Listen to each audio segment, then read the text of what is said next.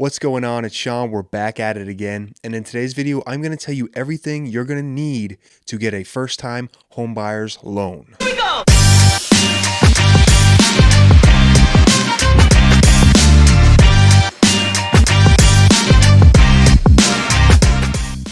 If you are finding my channel for the first time, we're all about self-help and entrepreneurship. So if that's something that interests you, I encourage you to subscribe. With that out of the way, let's jump right into it. So a first-time homebuyer's loan, or a FHA loan, is a federally regulated housing loan that you can use to purchase a piece of property for no or low money down. Typically, around the nation, the average to put down is only 3.5% of the total loan, which is stupid low, especially if you can find a good property at a decent price. And that's the first thing you're going to need. You're going to need some sort of a down payment. Now, there are other down payment assistance programs you can use in conjunction with that FHA loan.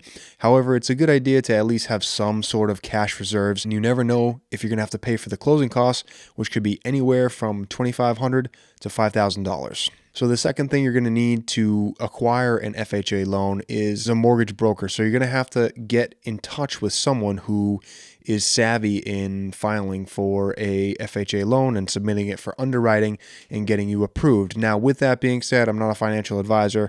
I am not a mortgage broker. So anything that I'm explaining here is just based upon experience and what I've went through and my knowledge from books and videos, and again, just my own experience investing. So the next thing that you'll need is a good credit score, and this can vary.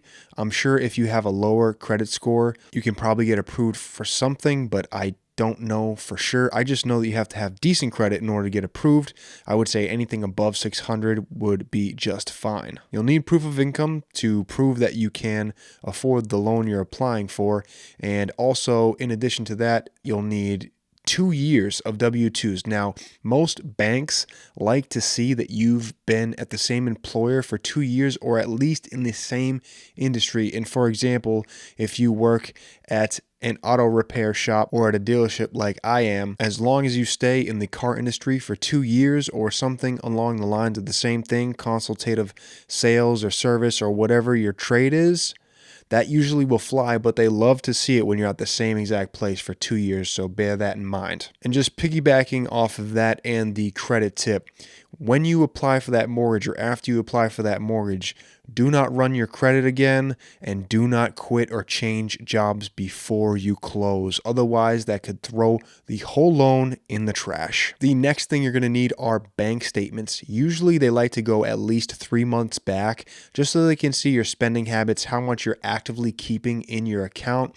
Again, they want to see how you manage your money, and they want to see that you're not just randomly getting these cash deposits from out of nowhere. Like maybe you have a relative that just gives you a lump sum of cash every once in a while.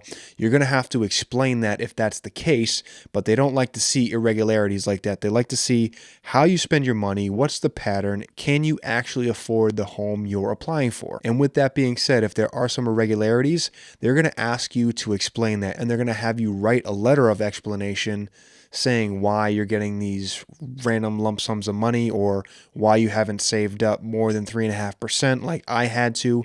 Even though I had the 3.5% down, they still wanted me to write a letter of explanation just explaining my spending habits because it looks better. They can go back and look on that. It's really just so the bank can cover their own ass just in case your loan goes south. And really, that's all you need to get an FHA loan. It's actually pretty simple. It's not easy, but it's simple. So really, it's just having that 3.5% down or some sort of cash reserve, having a decent credit score, having that proof of income or those 2 years of W-2s in the same industry, 3 months of bank statements they're going to ask for, and just be able to explain any irregularities on those bank statements or your spending habits or anything else that they may want to see.